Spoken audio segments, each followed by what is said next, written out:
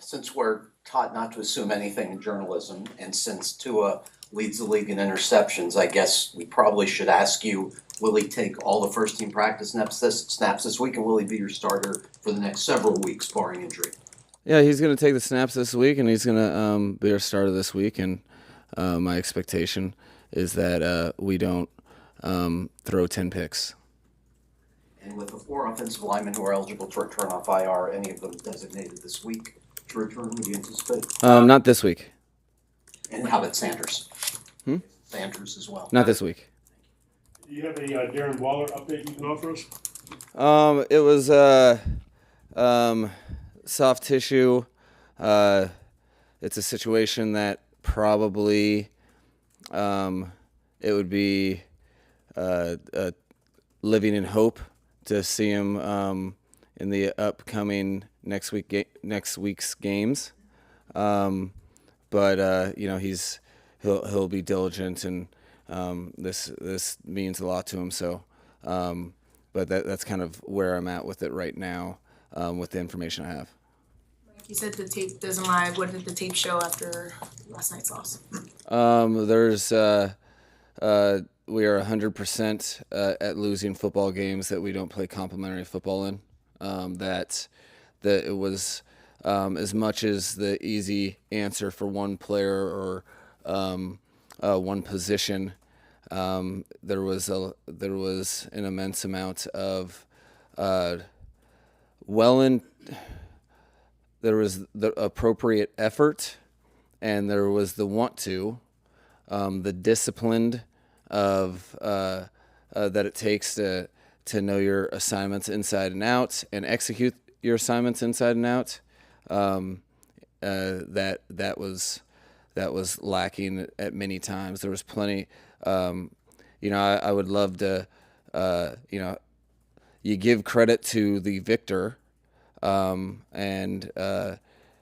the tape left me.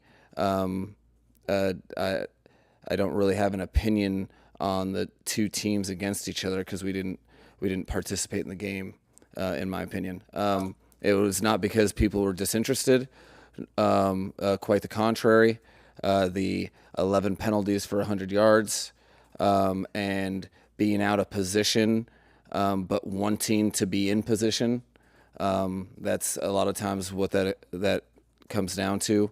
So, I think it was a very, very direct meeting that guys had to face the truth of the opportunities that we didn't take advantage of, and how all 31 teams that you play, you're -4, 11 penalties, 100 yards. You don't need to tell me who the opponents are or what teams are playing.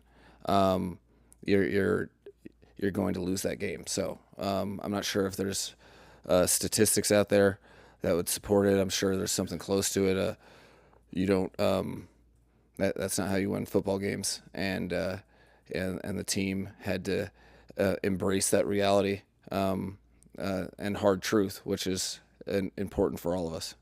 It's not the first time that we've heard the guys wanted to, but they didn't execute. They wanted to do too much in search of making a play instead of doing their actual assignment. In your opinion, why is that continued to be an issue here?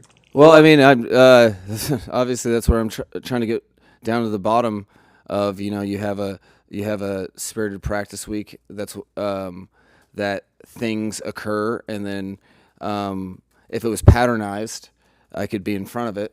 The issue at hand is that this is a game played by human beings, and you don't, sometimes you don't know that someone's ill prepared for something until you can't get every look or every defense that they have or every offensive play that they have versus every coverage or versus every, and so you're counting on people's minds to be in the right place. I think again the easiest way to kind of each game's unique into its own. This one felt a little bit like the season started, where we lost some lessons that we've learned. Regardless, it's like, it's a bottom line business that it annoys the heck out of me to verbally answer that question. Not the question itself, but what I have to offer, which is, the nuances of coach to player relationship, and the players taking practice week to the field. You would love to have answers for that, and we wouldn't be in this position in the first place. But I think you just have to be clear, honest, and direct with guys, and they have to do a great job of not minimizing their contribution to the failed attempt. It's the biggest thing is you can't run away from the 1-6, any individual, and however you think it's playing out, or if you think you're doing your job correctly, and pushing off responsibility to other players, or other positions or other phases, you're not going to get the desired result. So the big focus with me for our team this week is that guys get at least 1% better every day at their own jobs, and collectively, if you care about your football, you care about your teammates' football, you care about all the things that people talk about caring about, we have to do, and I think there's not going to be words that are going to satisfy both the team, organization, fan base. Words are at this point like, I would love to put a muzzle on. Like we need to fix things and fast. And it's everyone, including myself, and starting with me. And you move on from there, because we've played one game of complimentary football, and we have one win. Everything else, I don't care at this point the whys. I just want the direct focus and the corrections, and you do that by working, not talking. Mike, what will go into the decision each week on the backup quarterback? Are you going to make more of an effort to see what you get in Quinn? No, I think I make a very calculated, intentional effort to observe each player every week. I think again last week, based upon the game plan, the situation, and Quinn, more than anything, it kind of created an opportunity where I thought, with conviction, and I think the coaching staff agreed that Quinn in this particular game gave us the best shot to, if he had to come in. Moving forward, I think we'll have. I don't anticipate it. I'm hoping it's not a week-to-week thing. We will have. It will be competitive this week, and at the end of the week, I'll let you guys know who the backup is, and in the hopes that somebody grabs and takes. But I think you have to be willing to do whatever it takes for your that's the best thing for your team.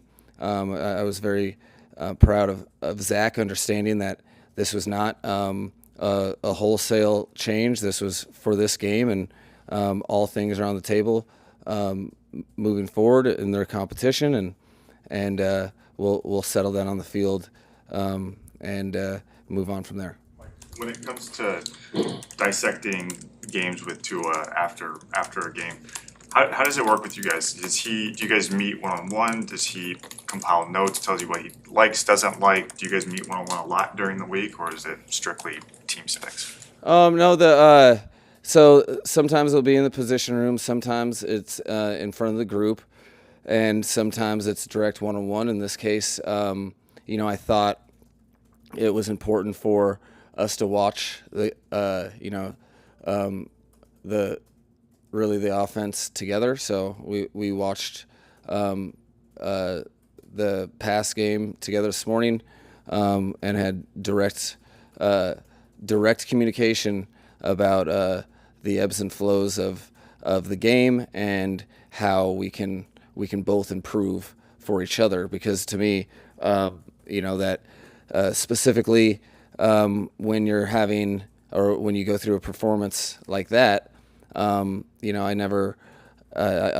don't see it as all on a player or all on a coach. It's a working relationship, and we both have to get better together, because that's not good enough. So I changed the exact tempo of it, depending on the nature of what needs to be coached, and how much with a fine-tooth comb do I have to go through each play, or is it a group of plays, positive or negative, whatever it takes to get players to play their best. And so I have no problem changing up the formula and adapt whenever that's necessary. So probably the third or fourth time that we've done it this year, but it was very important we did it on this game. Mike, obviously you have long-term goals at the start of the season, whether that's postseason, certain number of rushing yards, passing yards, etc. Just when those goals start to become less and less attainable, just how do you keep guys motivated? Well, I think you hope you have the right people that stay motivated, considering we're paid professionals, and we've played 7 games in a guaranteed 17-game season. So the feelings, the emotions, the whatever expectation, who really cares at this point. The idea is that you're right in the heat of games that are very much meaningful to each player, coach, staff member, and organization, and so that there shouldn't be much more motivation than that. That was an embarrassing effort, and so what do you do with an embarrassing effort? You want to get back to work and put a different product on your name. So I think for Game 8, I'd be extremely disappointed if guys were lacking motivation, regardless of how difficult it may seem. That you have a job to do, so we need to go do it.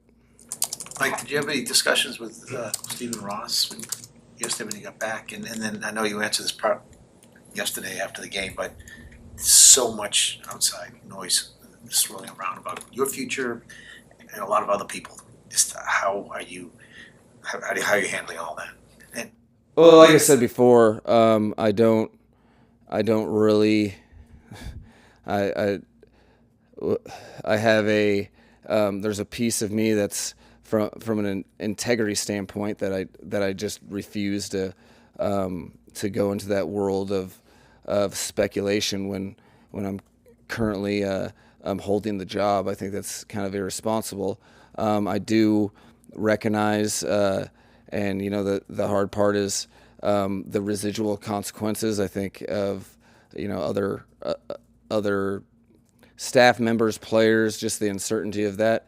But at this point, I don't think anybody really is is focused on any of that now.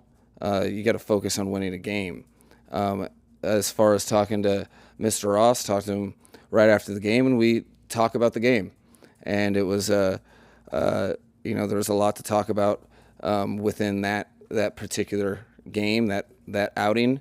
Definitely didn't see it playing out that way. So, we talked about that, and then then I came here off the plane. So, that's I can't speak on all of the all of the speculative things that aren't real. As far as we're operating, we have a lot of things to focus on, and none of which is speculating on speculation. With some of the pre-snap confusion, I guess how do you fix that with players at this point in the season not knowing where to line up outside of the huddle? And do you have an understanding from them on why that keeps happening? Well, regardless, you have to be ready for everything. So that's there's no excuse. I think bottom line is you have to be clean in that area. I think the vulnerabilities of all the substitution and alignment were kind of spotlighted as the game went on, and we had a couple guys go out with injury, and I think that's a huge part of the game that people have to be prepared for, and I don't think we were adequately prepared for that, which led to some late in the play clock and timeout situations that I try to avoid at all costs. So that wasn't good enough amongst many things, and we will be addressing that starting. It was already addressed, but we'll be practicing that on Wednesday. As you can't do anything about the past. You can only take what you have and improve upon it.